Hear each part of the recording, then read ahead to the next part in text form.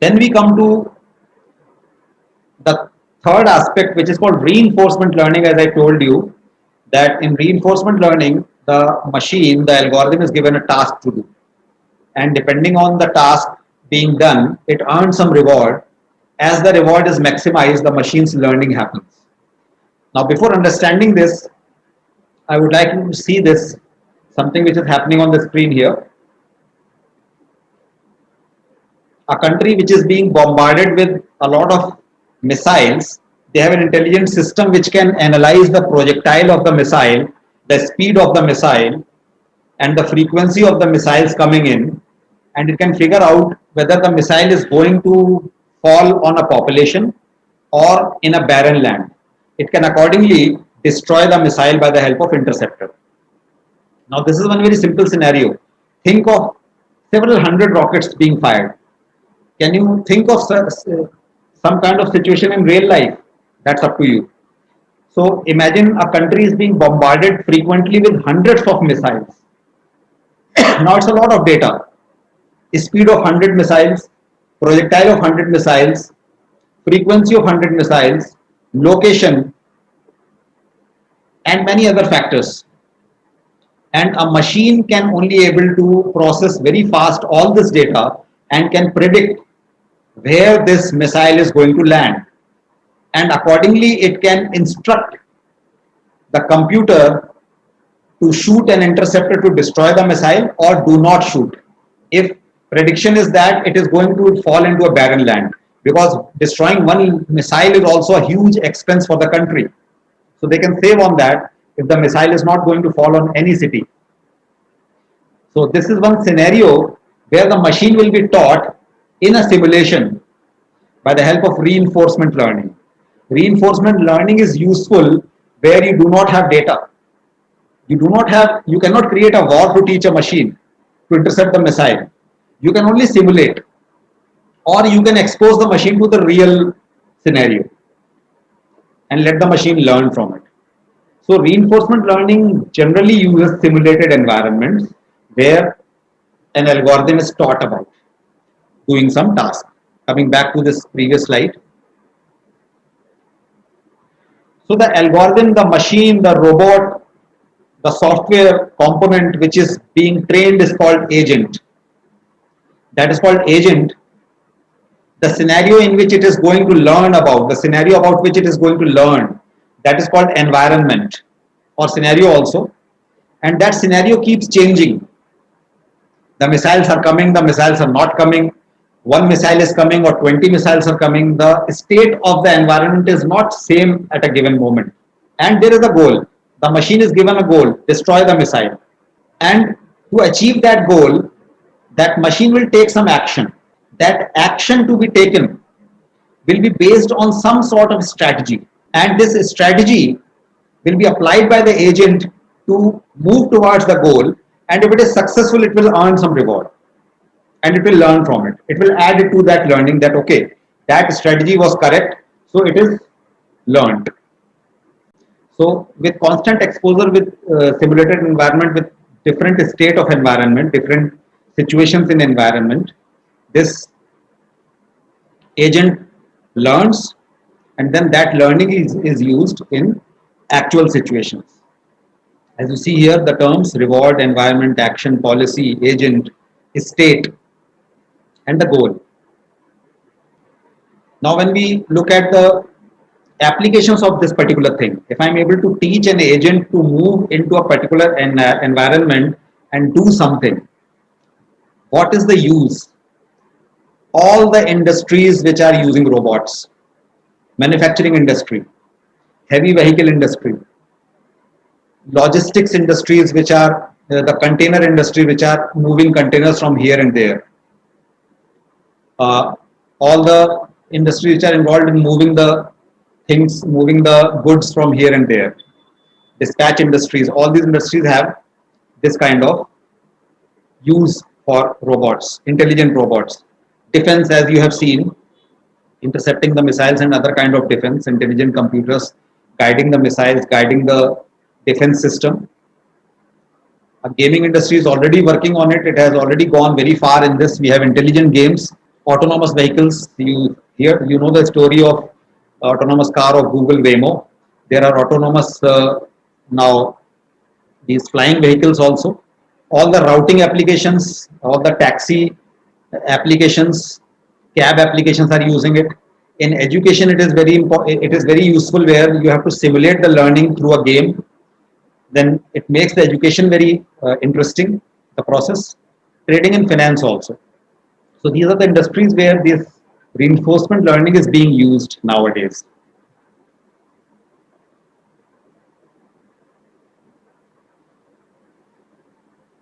So we have seen this. This is the core of your machine learning premise, where supervised learning now you know, unsupervised learning you know the difference. Supervised learning is the data is known, output is known. Unsupervised learning is data is not known, output is not known. There is a mix also. Sometimes we tell about the data, but we don't tell about the output. That's the mix of supervised and unsupervised learning that is called semi-supervised learning. Then third category is reinforced learning. Supervised learning, the popular approaches are regression approach and classification of the things. Unsupervised learning is clustering on the basis of same properties or association, associating the values and finding out the pattern.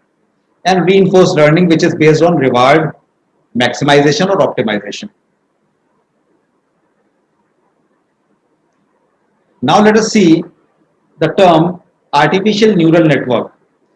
Somewhere we discussed about the term deep learning, and I told you that it is a sophisticated form of machine learning.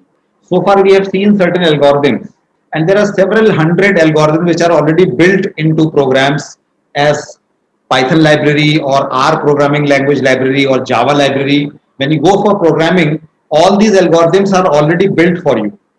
All you have to do is you have to create a program where you bring in those libraries, you create your model, and you deploy your model after testing it. So artificial neural network is another approach which is in connection with deep learning. Why we call it deep learning? Because artificial neural network has a particular kind of unique structure. Let us understand this. The structure is actually based on how a human brain works. Our human brain biologically is a collection, it's a dense network of billions of neurons. Neurons are the information holder, you can say, components in our brain, and they are connected with each other through a circuitry. Each that wire which comes out from the neuron is called axon. So they are connected through axons. The transfer of information from one neuron to other happens through axon. So if I'm trying to recall I'm giving my exam and I'm trying to recall the answer to the question. What is happening inside my brain is the neuron which is holding the answer to the question in my deep memory. It is giving that answer to my recall memory, and from the recall memory, that neuron will give the signal to my hand to write that answer. So what is happening? The transfer of information is happening from deep memory to the shallow memory. You denote the term deep. Similarly, the same structure is the same inspiration has been taken from the structure of the brain to create an artificial neural network where generally there are three components. First is the input layer from where the data is given to the network. Then there is output layer which gives the final answer. And in between these two, there could be one or more hidden layers. And when I talk about layers and neurons, what are these layers and neurons? Layers are just a collection of certain neurons. Neurons are nothing but small components of programs only. A particular module is working as a neuron. Several modules working together or several instances of the same module are working together is a layer. So all the calculations on the data occur in the hidden layers. There could be one layer depending on the complexity of the network. There could be several layers also.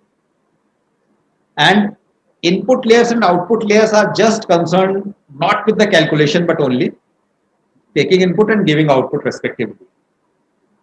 Now what happens here is there is a completely different approach here. Whatever input is given to the network, that is in numeric form. Now on that input is given some weightage. Weightage, you can say importance. When we learn certain things, suppose I'm trying to learn HTML. So I will give importance to certain topics and I will not give importance to some other topics. Maybe I like tables and I don't like forms. So I will focus more on tables. So I have given more weightage to tables, less weightage to forms. So I will learn less about forms, I will learn more about tables. So here also for each data value which is input, some sort of weightage is given, maybe 0.2, 0.5, 0.9, that is a random value. Initially it is given randomly. Now what happens is when we human beings actually learn, we have our own notions also from the previous experiences. And those notions, those perceptions actually interfere with our learning. That is called bias. So if I have made a new friend, if I'm going to friend with a person, I will judge that person according to my bias also. There are certain things I will try to judge, which I should not actually, but it naturally comes in because I have some bias in the mind. So that's a natural human process in the brain. Some sort of bias is there, which makes me like that person less, maybe, or maybe more. It depends. Here in neural network, a bias is another random number which is introduced in the network. Now, what do these weights and bias do here? Whenever an input comes, it is multiplied with the weight. The programmer has set a weight and the programmer has given a number. Suppose the number is 10 and the weight is zero point 0.5. They are multiplied together. And what is the result? Zero point 0.5. That becomes 5. And then bias is added to that multiplication. Bias is always added. Weight is always multiplied. So input multiplied by weight, and this entire thing is added with the bias. That output is taken and either given to the next layer, and the next layer does the same thing. In the next layer there are different weights, different bias. Same thing occurs there, and eventually it reaches the output layer.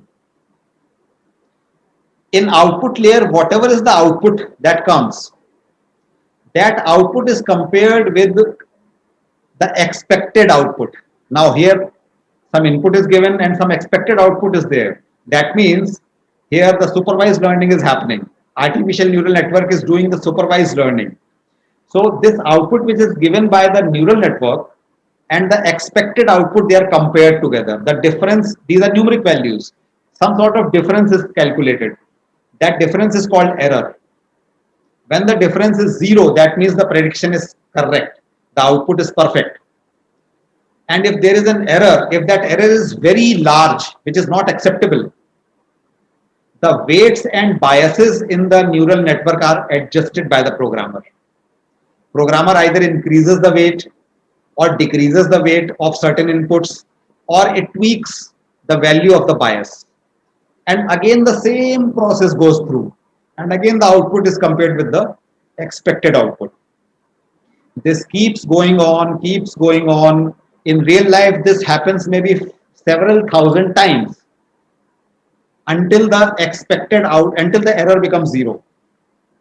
And when the error becomes zero or nearest to zero, acceptable, comes into a range of acceptable value, those weights and biases are frozen, and the neural network takes it as a learning, and next time when you're going to feed it some new values, it will do the prediction depending on the same weights and biases now which are adjusted into it, and the predictions are done.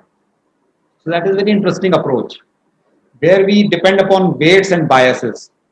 Now there are certain neural networks which learn very quickly. I told you several thousand times it is being done, maybe a few hundred times. This is called learning rate. Certain networks have slow learning rate, certain networks have quick, fast learning rate. That is also a factor in deciding the model which is created by the neural network. So neural network is an algorithm, it is an approach to train a machine on the basis of certain weights and biases to create a model which is used for predictions, classifications, clustering and whatnot. Whatever I have explained here to you, let us have a look at it here. I don't think I need to explain this. See, some input is given. 5 is the input. See the first entry here. Blue colored cell, 5 is the input. Here, expected output is 1. A random weight 0.05 is taken. A random bias 0.02 is taken. Calculation is being done. The error is 0.73, which is huge, which is very far from 0. So now the weights are adjusted. Now the weight has been done 0.08, bias is not adjusted. Again the calculation is done. And after 1, 2, 3, 4 iterations, after 4 iterations you can see the error is 0. So now the model has frozen that whatever input will come, if that input is 5, the weight will be given 0.172, bias will be given to it 0.14, and the calculation will happen accordingly, and prediction or classification or identification will be done. This is how artificial neural network works. That's a very simple form which I have shown you here. In real life, things are really complicated. A lot of programming is involved, a lot of logic building is involved. This is just a scenario to clear you the concept. Now, since the beginning, I have been talking about data. You might be wondering, the things might have been clear that entire thing is based on data. And when I'm talking about data, it is not only numbers or text. There is different type of data. For example, the data could be an image. The data can be a photograph or a video still, or a data could be a document. A data could be an audio piece, something is spoken. You heard about Alexa or any chatbot which is responding in voice, which is talking in human voice and taking your questions in human voice. What you speak is speech recognition, that is. So data could be in numeric form, data could be in the form of image, data could be in the form of voice. But at the machine level, they all are translated into numbers, and then the processing is done in the form of numbers only. At the top level, we can see them as different images, voice, or data values. At lower level, they all become numbers. So when you see the other videos which are there on our channel, you will be able to watch certain videos which will tell you about image processing by machine learning.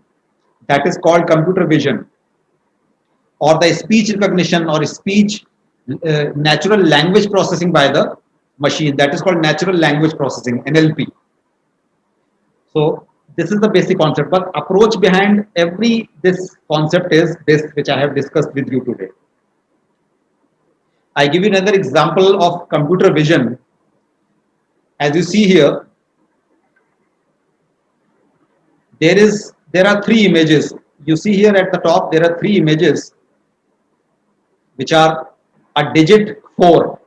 Let us assume that they are handwritten, and certain pixels are representing 4. If you see, the first image has all black pixels. The second image has 2 shades of gray, black and gray. The third image has 3 shades of gray. They all are making the digit 4. The pixels which are white are not making the figure 4. Those are blank pixels. And some sort of value is given to those, some sort of weightage is given to those pixels. The black one is given the weightage 1, the gray is 0.5, light gray is 0.2, white is 0, white is useless. Now see the first image. The first image, all the pixels, and they are arranged into a straight line. This straight line of pixels is called vector. And you can figure which ones are they are put into a straight line row wise. The first three rows, then the second row, then the third row, like this. And all are ones. Similarly, the similar thing is done with the other two images. Their vectors are created. And if you take the total of these, or if you perform the multiplication of weightage into input value and bias, or if you simply make the sum of it, still the machine learning, the machine can figure out that it is digit 4, very close to digit 4. If the machine is taught by this particular first image, suppose first image was used by the machine to teach for training purpose, and in actual real life after training, the machine is given this image, the second image. Still the machine will be able to identify depending on the probability values, because 0.5 will give it the closer probability that this is digit 4. If the machine is shown the figure 4, still it will be able to identify figure 4 because the probability is very near. So artificial neural network here is trying to identify what is written on the paper by calculating the probability of the pixels in the image. Another one simple example I have shown you of computer vision, how neural network converts the image into numbers, and how those numbers are processed. The real process is actually complicated, but this is the basic concept on which the things work. This is the quick coverage of the basics of artificial intelligence, how it is different from machine, how it is different from traditional programming, what is machine learning, what is deep learning. Deep learning is because of those so many hidden layers, hence the name deep learning. Then what is supervised learning, unsupervised and reinforced learning, what all various algorithms used in different kind of learnings. And the core concept is that in artificial intelligence, in machine learning, our algorithm learns from the data. It does not learn from the input. It does not have any logic. It learns from the data, builds a model around it, and then depending on that model, it judges, it analyzes the new data and does the predictions and classifications and other useful tasks. After going through this session, and then you watch other videos which are there on the channel, then you will be able to understand those videos. Now you read the class 8th, 9th, 10th book, you will be able to understand the concept which are given there in the book.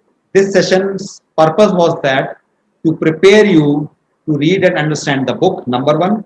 Number two, to watch and understand the videos. Number three, to now plan your classes accordingly. Edusoft is constantly working for you like you are working for your students. Thank you once again.